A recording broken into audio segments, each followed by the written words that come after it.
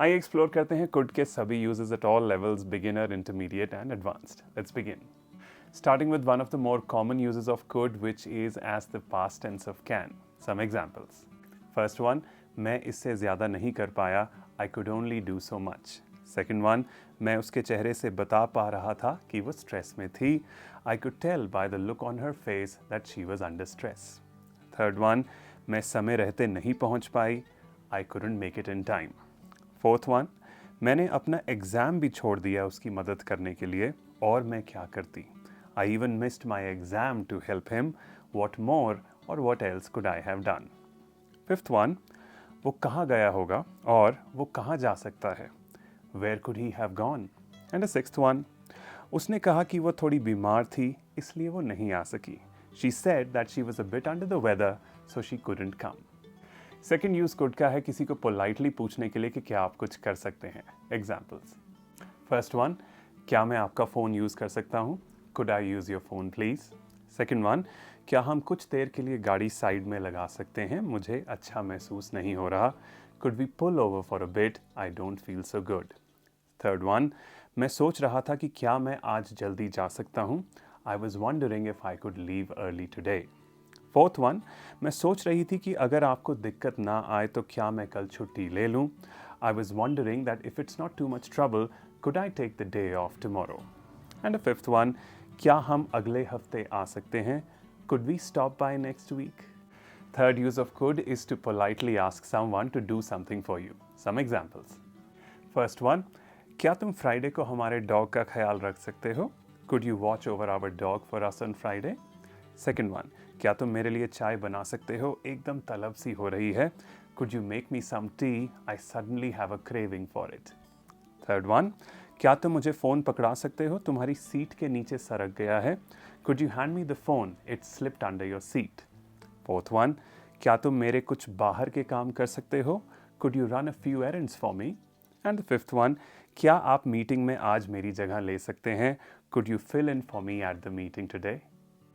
Fourth use of could is to suggest something to someone. Let's see some examples. First one, हम director को चिट्ठी लिख सकते हैं, शायद वो हमारी बात समझे. We could write a letter to the director. Perhaps he will understand our situation. Second one, तुम उसका घर का नंबर ट्राई कर सकते हो. You could always try his home number. Third one, तुम मीठा पसंद करते हो ना, मैं तुम्हें आइसक्रीम खिलाने ले जा सकता हूँ. You have a sweet tooth, right?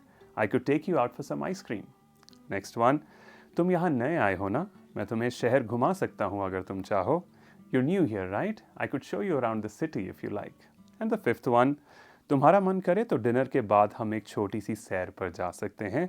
If you feel like it, we could go for a little stroll after dinner. Fifth use could का है ये शो करने के लिए कि आप थोड़े अनॉयड या इरिटेटेड हैं क्योंकि किसी ने कोई काम नहीं किया. Let's see some examples. First one, वो मुझे बता सकते थे कि वो लेट होने वाले हैं. They could have let me know that they were going to be late. Second one, तुम मुझे पहले बता सकते थे ना. You could have given me a heads up, couldn't you.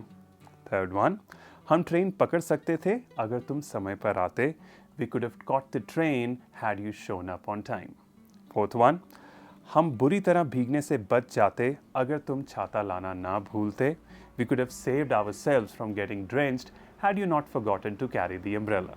And the fifth one, doctors उसे बचा सकते थे पर उन्होंने केस हल्के में लिया.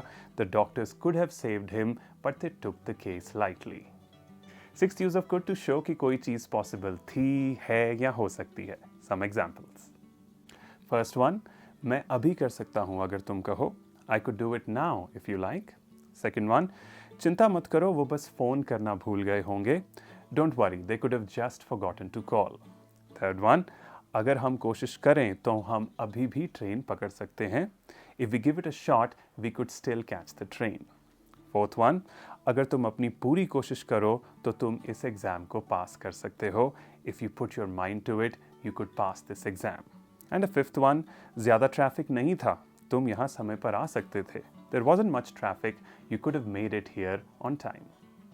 Seventh use, and this is highly informal, जब आप कुछ बहुत इंटेंसिटी से फील कर रहे हैं तो आप कुड का इस्तेमाल कर सकते हैं उसे एक्सप्रेस करने के लिए. Let's see some examples.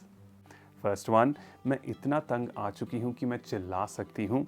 I am so fed up I could scream. Second one, मुझे इतनी भूख लगी है कि मैं बहुत खा सकता हूँ. I'm so hungry I could eat a horse. Not literal of course, just figurative and idiom. Third one, मैं इतना खुश हूँ कि मुझे रोना आ रहा है. I'm so happy I could cry. Fourth one, मैं इतना थक चुकी हूँ कि मैं गिर सकती हूँ. I'm so tired I could drop. And a fifth one, मुझे इतना गुस्सा आ रहा है कि मैं किसी को मार सकता हूँ. I'm so angry I could kill somebody right now. And finally at number 8, another very useful informal usage जो ये शो करने के लिए है कि कोई चीज़ है जो आप लेना पसंद करेंगे इस समय या फिर आपको किसी चीज़ की ज़रूरत है. Let's see some examples. First one, एक एक्स्ट्रा पेन मिल जाए तो अच्छा रहेगा और मुझे एक एक्स्ट्रा पेन की ज़रूरत है. I could do with an extra pen. Second one, अगर तुम बाल धोती तो अच्छा रहता और तुम्हें अपने बालों को धोने की ज़रूरत थी. Your hair could have done with a wash. Third one, पानी मिल जाए तो अच्छा रहेगा. I could do with some water.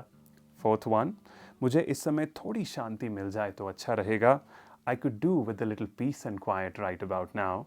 And the final one, बारिश हो जाए तो अच्छा रहेगा और हमें बारिश की ज़रूरत है. We could do with some rain. So that's pretty much it about could, dear friends. As always, my real work starts after uploading the video. So please, अगर कोई doubts and questions video के बाद रह गए हैं, feel free to shoot them in the comments. I will try my best to get back to you as soon as possible. Thank you so much. I'll be back with another one. Have a great day.